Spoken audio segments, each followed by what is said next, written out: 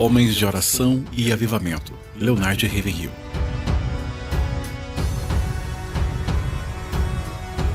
Sabe de uma coisa? Não há nenhum lugar na terra de Deus mais emocionante do que a igreja do Deus vivo, quando Deus está pairando lá. E não há nenhum lugar na terra de Deus mais chato quando Ele não está lá. Quanto tempo você acha que Deus vai tolerar nossa iniquidade e nosso pecado na Inglaterra e nos Estados Unidos? Nós tivemos os maiores avivamentos da história. Nós produzimos os maiores professores da palavra de Deus na história. Nós iniciamos os maiores avivamentos da história. Nunca houve um avivamento que substituiu o avivamento metodista. O coração de John Wesley estava estranhamente quente às 8h45, no 24 de maio de 1738, e imediatamente Deus deixa cair uma brasa viva no coração daquele homem que mudou o caráter do mundo. Eu lhes lembrei na noite passada, Wesley pregou 600 sermões numa sequência e apenas 6 deles dentro da igreja. Nós tiramos o chapéu para ele hoje, mas eles tiraram as botas para lançar nele nos dias que ele viveu. Ele encontrou um lugar na história como um dos maiores teólogos e compositores de hinos. Ele estabeleceu escolas e faculdades. Através do avivamento metodista houve uma chama purificadora de limpeza que atravessou o mundo. Eu poderia dizer o mesmo sobre Finney e seu avivamento aqui nos Estados Unidos. Eu não acho que a América já teve outro pregador como Finney. Eu disse algumas vezes aos pregadores e eles não gostam de mim por isso, mas eu nunca tive a intenção de ser amado. O Senhor nunca disse que eu tenho de ser amado.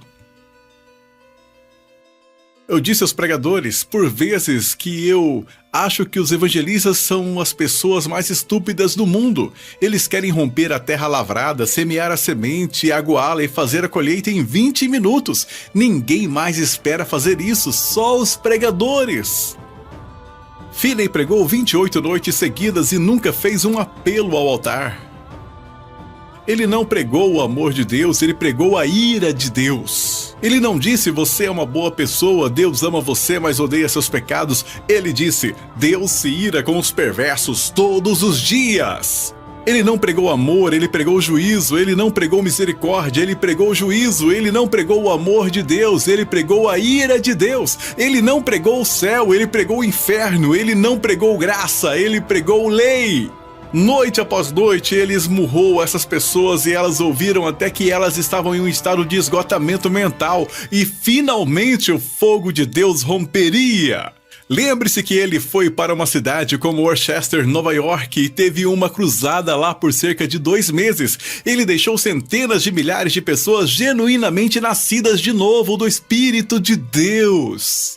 Eles mudaram o caráter daquela cidade. Eu lhes lembrei ontem, um verdadeiro avivamento. Eu não me importo quantas pessoas vêm ao altar, o quanto você dá ao evangelista. Se não mudar a atmosfera moral da comunidade, não é avivamento. Talvez seja evangelismo. Avivamento é o trabalho do Espírito de Deus na igreja. Evangelismo é o trabalho da igreja no mundo.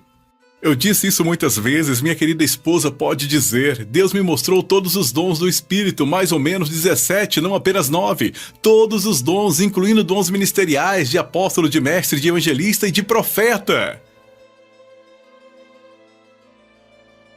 E Deus disse, Ravenhill, você pode ter qualquer um desses, mas apenas um. E ele disse, você pode ter aquele ministério de oração, não haverá nada público nele. Eu escolhi este ministério. Sabe, quando falamos de oração, falamos de um jovem que realmente se matou orando. David Brainerd morreu aos 28 anos de idade. Orou por vezes ajoelhado na neve, quando a neve estava até o queixo. Ele disse que só podia chegar nas pontas de seus dedos no final do dia, quando ele lutou por 10 horas de oração. Ele tinha tuberculose e quando ele espirrava, ele aspergia a neve com o sangue que saía de seus pulmões. Se você pensasse que era uma pétala de rosa e pegasse e esticasse, era como esticar um pedaço de seus pulmões. Ele literalmente orou até a morte. Payson, de Portland. O homem que não tinha um carpete no chão do quarto dele, ele tinha um piso de madeira como este, e depois que ele morreu, eles acharam ranhuras naquele chão, 2 ranhuras na parte lateral da sua cama, longas ranhuras. Enquanto eles lavavam o corpo para enterrar, eles descobriram que ele tinha grandes cascos nos joelhos. E alguém juntou as coisas e disse: este é o lugar onde ele costumava orar. Ele orava intercedendo desta forma, até ele desgastar as ranhuras no chão do seu quarto. Oh, eu posso dar-lhes uma lista de um monte de homens na história. Eu tenho um monte de livros sobre as minhas prateleiras. Homens que se embriagaram em oração. Homens que passaram dias e noites lutando em oração, amarrando principados no poder. Eu costumo dizer minhas orações. Mas eu oro mesmo? A oração é tão simples que uma criança pode fazer. A oração é tão profunda que as maiores orações da Bíblia não tinham nenhuma linguagem. Ela vai esgotar o seu vocabulário, ele vai esgotar você. Eu te digo, quando Deus fala, algo acontece. Deus, eu tenho tudo o que eu queria como jovem, uma igreja lotada, muito dinheiro, prestígio, todo mundo gosta de mim.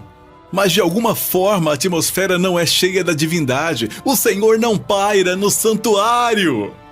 Ele diz: eu pego a minha caneta. E ele disse que começou a escrever um hino. Eu acho que é um dos mais encantadores hinos que temos. Sabe o que ele escreveu? Ele nunca o alterou depois que escreveu. Isto foi o que ele escreveu. Sopra em mim sopro de vida, encha-me com uma nova vida, para que eu ame o que tu amaria e faça o que tu faria. Sopra em mim sopro de Deus, até que eu seja um santo teu, até que toda parte terrena de mim queime no teu fogo divino. Meu Deus.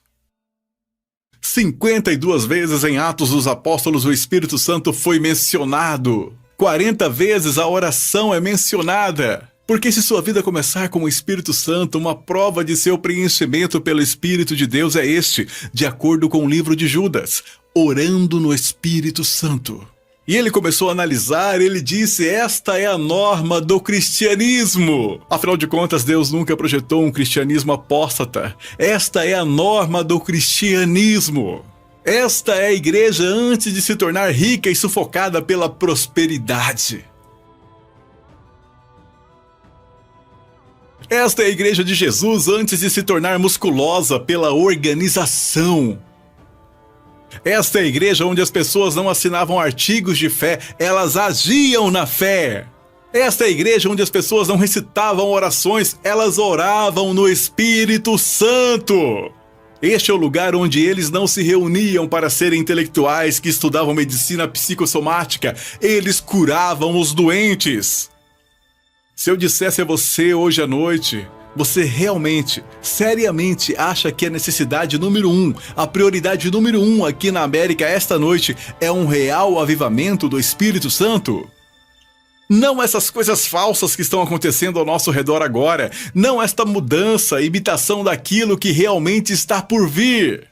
Porque quando Deus vier, Ele não virá apenas para tocar algumas pessoas carismáticas. Quando Deus vier, Ele vai abalar esta nação de dentro para fora, como um cão terrier sacode um rato. Enquanto a igreja está à procura de melhores métodos, melhor maquinário, mais dinheiro e mais publicidade, Deus está à procura de melhores homens. Isso é tudo o que Ele está procurando. Louvado seja o nome do Senhor. A Deus seja toda a glória. Obrigado por assistir até aqui. Deus abençoe a sua vida e aqueles que tu amas.